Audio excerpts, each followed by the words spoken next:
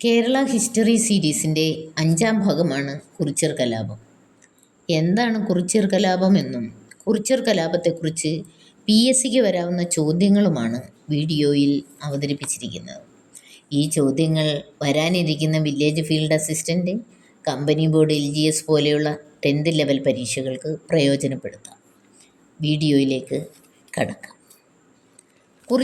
കുറിച്യർ കലാപം കേരളത്തിൽ ബ്രിട്ടീഷുകാർക്കെതിരെ നടന്ന ഏക ഗോത്രവർഗ കലാപമാണ് കുറിച്യർ കലാപം. വയനാട് ജില്ലയിലെ കുറിച്യരും കുറുമ്പരുമാണ് ഈ കലാപത്തിൽ അണിചേർന്നത്. കുറിച്യർ കലാപം നടന്നത് 1812 മാർച്ച് 25-നാണ്. കുറിച്യർ കലാപത്തിൻ്റെ കാരണം: പഴശ്ശിരാജാവ് ഉൾപ്പെടുന്ന കോട്ടയം രാജവംശത്തിൻ്റെ കീഴിൽ വരുന്ന ഒരു പ്രദേശമായിരുന്നു വയനാട്. പഴശ്ശിരാജ ജനങ്ങളിൽ നിന്നും നികുതി പണമായി സ്വീകരിച്ചിരുന്നില്ല. പകരം അവർ കൃഷി ചെയ്തുണ്ടാക്കിയ വിളകളാണ് നികുതി ഇനത്തിൽ രാജാവ് സ്വീകരിച്ചിരുന്നത്. എന്നാൽ ബ്രിട്ടീഷുകാർ നികുതി പണമായി സ്വീകരിക്കുവാൻ തുടങ്ങി.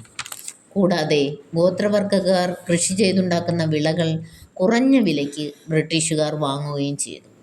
ഈ 2 കാര്യങ്ങളും പിന്നീട് ഒരു കലാപത്തിലേക്ക് നയിക്കുന്ന കാരണങ്ങളായി തീർന്നു. അതായത് ബ്രിട്ടീഷുകാർ ഗോത്രവർഗക്കാരിൽ നിന്നും നികുതി പണമായി സ്വീകരിച്ചതാണ് കുറിച്യർ കലാപത്തിൻ്റെ കാരണം എന്ന് പറയാം. ഇപ്രകാരം നികുതി ഏർപ്പാടാക്കിയ ബ്രിട്ടീഷ് ഉദ്യോഗസ്ഥനായിരുന്നു തോമസ് വാർഡൻ. ഇനി കുറിച്യർ കലാപത്തിൻ്റെ പ്രധാന നേതാവായിരുന്നു രാമൻ നമ്പി.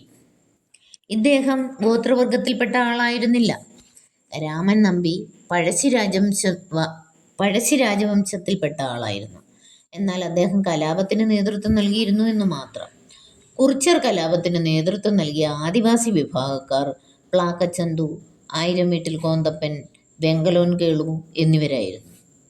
എന്നാൽ കുറിച്യർ കലാപത്തിൻ്റെ നേതാവ് എന്നറിയപ്പെട്ടിരുന്നത് രാമൻ നമ്പിയാണ്. വട്ടത്തൊപ്പിക്കാരെ പുറത്താക്കുക എന്നതായിരുന്നു കുറിച്യർ കലാപത്തിൻ്റെ മുദ്രാവാക്യം. വട്ടത്തൊപ്പിക്കാർ, വെള്ളക്കാർ എന്നൊക്കെ അറിയപ്പെട്ടിരുന്നത് ബ്രിട്ടീഷുകാരാണ്. തദ്ദേശീയരായ നാട്ടുപടയാളികളുടെ ഒരു സംഘമായിരുന്നു കോൽക്കാർ എന്നറിയപ്പെട്ടിരുന്നത്. ഈ കോൽക്കാരുടെ സഹായവും കുറിച്യർ കലാപത്തിനുണ്ടായിരുന്നു. വളരെ മികച്ച ഒരു പോരാട്ടമായിരുന്നു ബ്രിട്ടീഷുകാർക്കെതിരെ ഗോത്രവർഗക്കാർ കാഴ്ചവെച്ചിരുന്നത്. 1 മാസം കൂടി പിടിച്ചു നിൽക്കാൻ കഴിയുമായിരുന്നെങ്കിൽ രാജ്യം ഗോത്രവർഗക്കാർ പിടിച്ചടക്കുമായിരുന്നു എന്ന് കുറിച്യർ കലാപത്തെക്കുറിച്ച് TH ബേബർ പിന്നീട് അഭിപ്രായപ്പെടുകയുണ്ടായി. ഗോത്രവർഗക്കാരുടെ മികവുറ്റ പോരാട്ട വൈദഗ്ധ്യത്തെക്കുറിച്ചായിരുന്നു ബേബർ ഇപ്രകാരം അഭിപ്രായപ്പെട്ടത്. എന്നാൽ മൈസൂരിൽ നിന്നും സൈന്യത്തെ കൊണ്ടുവന്ന് ഈ കലാപം ബ്രിട്ടീഷുകാർ അടിച്ചമർത്തി. 1812 മെയ് 8-നാണ് കലാപം അടിച്ചമർത്തപ്പെട്ടത്. ഇനി PSCക്ക് ചോദിക്കാവുന്ന പരമാവധി ചോദ്യങ്ങൾ: കുറിച്യർ കലാപം നടന്നതെന്ന്?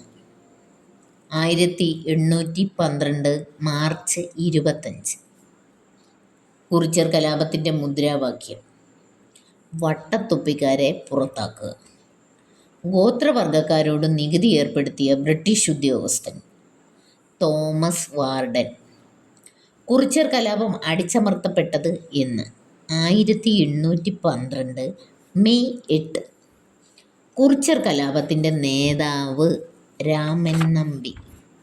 കുറിച്യർ കലാപത്തിൽ പങ്കെടുത്ത ഗോത്രവർഗ തലവന്മാർ പ്ലാക്കച്ചന്തു, ആയിരം വീട്ടിൽ കോന്തപ്പൻ, വെങ്കലോൻ കേളു.